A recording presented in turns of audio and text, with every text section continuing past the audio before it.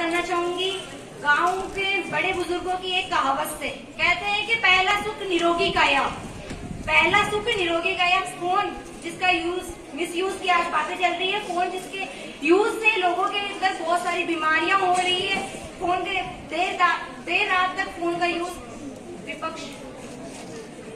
Phone का देर रात तक यूज करने से हमारे रेटिना खराब हो रहा है, जिससे हमारे देखने की क्षमता खत्म हो रही है, देखने की क्षमता में कमी आ रही है। ये एक बहुत बड़ा कारण हो रहा है हमारे लिए,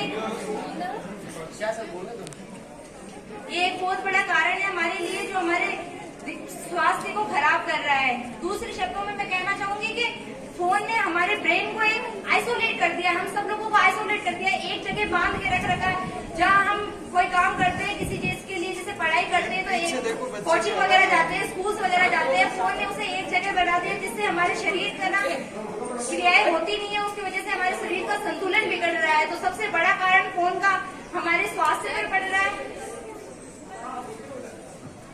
आपने बोला है कि कोचिंग वगैरह जाते हैं, तो वो कोचिंग वगैरह हम फोन पे करते हैं। जरूरी नहीं हर बच्चे के पास इतने रुपए हो कि वो कोचिंग जाता है, तो वो अपने फोन से आराम से घर पे बैठ के पढ़ सकता है।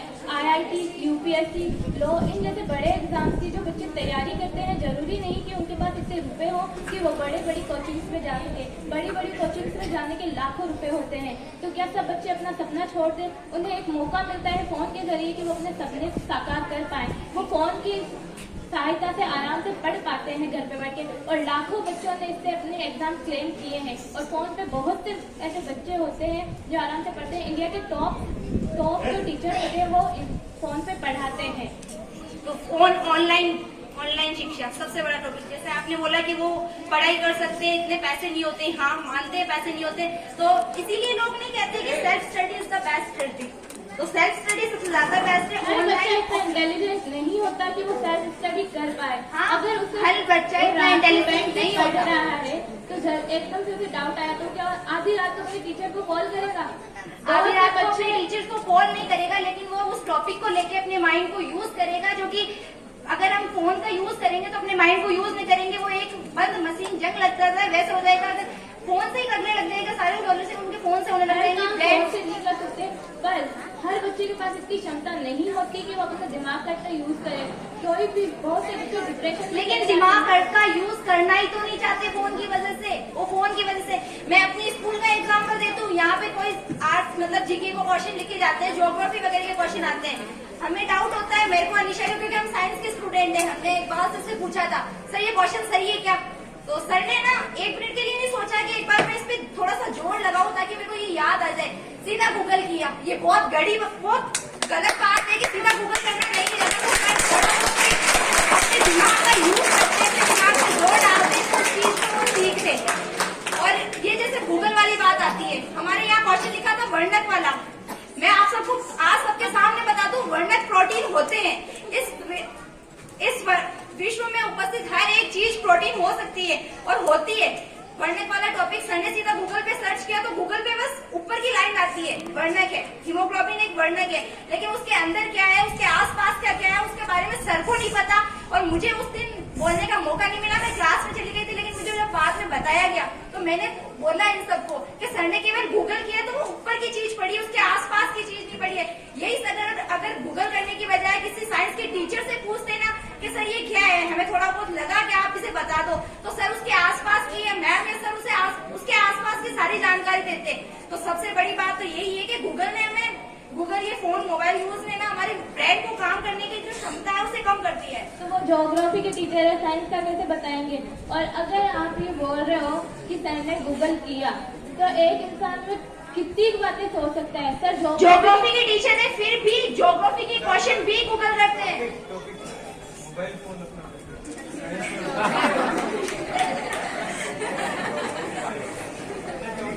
और अगर आप किसी दूसरे देश में जा रहे हो, अभी बहुत से बच्चों को दूसरे देश में जाने का मौका मिलता है, तो जरूरी नहीं उन्हें हर देश की भाषा है, तो वो क्या करेंगे? अपने फोन से वो अपनी भाषा को उनके पास पहुंचा सकते हैं, अपनी भाषा का आदान प्रदान कर सकते हैं, उनके शब्दों को जान सकते हैं, उनसे बात कर सकते हैं। वहाँ अगर वो गए हैं तो उन्हें खाना खाना है, तो उनकी कोई जान पहचान तो जरूरी नहीं वहाँ होगी। जरूरी नहीं हर देश में उनकी जान पहचान हो, तो वो क्या करेंगे? अगर उन्हें खाना खाना है तो वो एक रेस्टोरेंट ढूंढेंगे। अब वो रेस्टोरेंट ढूंढेंगे, अगर किसी से पूछ भी रहे तो वो किसकी भाषा में पूछेंगे, फोन से ही बोलेंगे। आपकी ये वो बात फोन बिल्कुल पे सही मैप भी है, देख फोन सकते वाली हैं। लैंग्वेज वाली बात सही है, लेकिन हमारे पूरे विश्व में एक ऐसी लैंग्वेज है इंग्लिश जो सब देशों में चलती है। अगर व्यक्ति फोन पे निर्भर रहने के बजाय उस लैंग्वेज को सीखने की कोशिश करे अगर तो उससे जापान सारी में आप गए हो प्रॉब्लम तो हो जाएगी। जापान में कोई भी इंग्लिश को महत्व नहीं देता है, कोरिया में गए हो वहाँ कोई इंग्लिश को महत्व नहीं देता है, चाइना में भी कोई इंग्लिश को महत्व नहीं देता है। मैं तो तो नहीं आप वहाँ देता, जाके गलती इंग्लिश उनकी है। जैसे इंडिया की बात आती है, पहले टॉपिक रखा था वो मातृभाषा हिंदी, यहाँ बैठे मैक्सिमम लोग से हाँ इंग्लिश नहीं बोल पाते, वो उनकी गलती है, उन्हें अपने आप में इम्प्रूवमेंट देश की करना भाषा चाहिए। छोड़ के दूसरे देश की भाषा दूसरे देश की भाषा नहीं, लेकिन है ना हमें अपने आप को इतना निर्भर बनाना है कि हमें दूसरी चीजों पे निर्भर नहीं रहना पड़े। हम अपने आप को इतना निर्भर बना ले, किसी लैंग्वेज को सीख ले ताकि हमें किसी और साधन की जरूरत ना पड़े। दुनिया में इतने देश हैं, हर देश में इंग्लिश नहीं चलती है, कुछ मैक्सिमम देश में इंग्लिश चलती है। मैक्सिमम देश में चलती है। जहाँ समझ लीजिए आपका नंबर आया है जापान में, तो आप वहाँ जाके इंग्लिश बोलेंगे, उसे कुछ समझ में नहीं आने वाला है, तो आप फोन का ही यूज करेंगे, आपके पास दूसरा कोई ऑप्शन नहीं होता है। और लैंग्वेज ऐसी चीज है जो आप 1-2 महीने में नहीं सीख सकते, और अगर सीख भी ले तो हर एक शब्द नहीं सीख सकते वहाँ का। किसने कहा 1-2 महीने में नहीं सीख सकते? सीखने की चाह कहाँ होनी से चाहिए। कहाँ से सीखने सीखेंगे? वाला एक दिन में भी सीख सकता है अगर उसके मन में सीखने की चाह होती है। सीखेंगे कहाँ से? फोन से। फोन से आप कहाँ टीचर ढूंढने बैठेंगे 2 महीने में?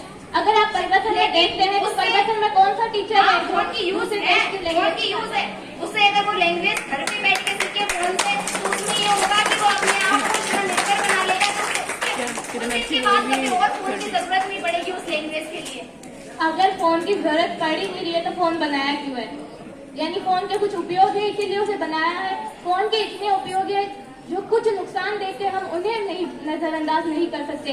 फोन के बहुत से उपयोग है। अगर आप पहले के जमाने में अगर हम देखते कुछ समय पहले, तो हम बैंकों के आगे जाके लाइन लगा रहे थे, किसी का नंबर आता है नहीं आता है। अगर समझ लीजिए कोई हॉस्पिटल में है, वहाँ आपको पैसे भेजने हैं तो आप कैसे भेजेंगे? बैंक में जाएंगे, वहाँ लाइन लगाएंगे, कितना समय लगता है बैंक से एक दूसरी जगह पे पैसे भेजने लेकिन में। इसके अगर बहुत वही बड़ा आप नुकसान फोन भी से है, भेजते एक हैं, गलत लिंक की वजह से हमारा पूरा बैंक अकाउंट खाली हो सकता है। वो हमारी गलती है। वो हमारी गलती है क्योंकि फोन पे हम इतना यूज करते हैं, अपना अंधविश्वास एक अंधविश्वास की तरह फोन को मानते हैं। फोन नहीं तो हमारी लाइफ में नहीं, खाना नहीं, सोना नहीं, हर चीज के लिए फोन पे निर्भर। ये निर्भरता कब तक चलेगी? इसी की वजह से है कि आज जो लोगों का जो IQ लेवल है वो गिर रहा है। क्या आप फोन से नहीं पढ़ते? No, I am not studying in phone. कभी नहीं पढ़ा। मेरी ज्यादातर मैक्सिमम चीजें होती है स्कूल का, यहाँ तक कि मुझे जो टीचर्स हैं वो भी भेजते हैं बहुत सारे क्वेश्चन के आप इनको तो वो फोन में भेजते लेकिन हैं। क्वेश्चंस लगाते हैं, लेकिन हम नहीं करते। सर को बोलते हैं सर आप क्लास में करो ना ये क्वेश्चंस, हमारे डाउट यहाँ सॉल्व करो ना। यहाँ इतने टीचर्स बैठे हैं, हमें सब होमवर्क देते हैं। अब हम होमवर्क फोन से करते हैं।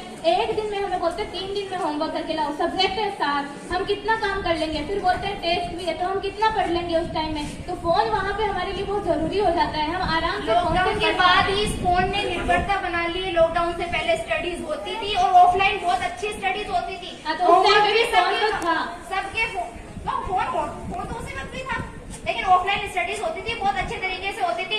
लोग फोन पे निर्भर नहीं रहते थे। अभी टीचर्स खुद बोलते हैं ये बात, मैंने खुद ने वासुदेव सर को बोलते हुए सुना है कि फोन के कारण है ना, ये जो बच्चे घर वालों को तो बोलते हैं हम फोन से स्टडी कर रहे हैं, लेकिन वो उस फोन को लेके बैठ जाते हैं और माइंड उनका डाइवर्ट हो जाता है, तो कहीं ना कहीं रील्स इंस्टाग्राम चलाते हैं। इस वजह से स्कूल वाले खुद नोटिफिकेशन भेजते हैं स्कूल के फोन में। नेमीचंद जी सर भी लॉकडाउन के अंदर फोन में वर्क भेजते थे और मैंने खुद ने बैठ के वो काम किया है। हाँ, तो यही तो गलत बात हुई ना, तो आप सर यही तो गलत बात हुई ना। बच्चों, ये लॉकडाउन ने फोन पे निर्भरता और ज्यादा बढ़ा दी। लॉकडाउन में बच्चे खेलने के बजाय फोन लेके बैठे रहते थे दिन भर, पूरे दिन भर। मैंने मैक्सिमम टाइम देखा है। और लॉकडाउन के अंदर वो किसके साथ खेलते हैं? घर में इतने बच्चे नहीं होते, 10-20 बच्चे नहीं होते जो उनके साथ लेकिन खेलते indoor हैं। game भी होते हैं, indoor game भी होते हैं। जरूरी नहीं हर गेम वगैरह हम है ना बच्चों के साथ ही खेल सकते लॉकडाउन के अंदर सब तैयारी करके नहीं खेल बैठते। सकते हैं। पेरेंट्स के साथ बातचीत नहीं करते फोन की वजह से। यहाँ इतने बच्चे बैठे हैं, वो हर बार अपने पेरेंट्स के साथ नहीं करते। पेरेंट्स के साथ कौन खेलता है? कोई नहीं खेलता है। गलती यही है, पेरेंट्स से जुड़ाव, ये जो फैमिली का अटैचमेंट होता है वही दूर करता है। पुराने जमाने में फोन नहीं था तो कौन से बच्चे अपने पेरेंट्स के साथ बैठ के मैक्सिमम बैठे खेलते थे। थे? आप टीचर से पूछ लो। अब इनको बड़े बुजुर्गों से कौन कौन से ज्ञान नहीं मिले। आज भी टीचर्स बोलते हैं कि अपने बड़े बुजुर्गों के पास बैठा करो तो तुम्हें कुछ ज्ञान मिले।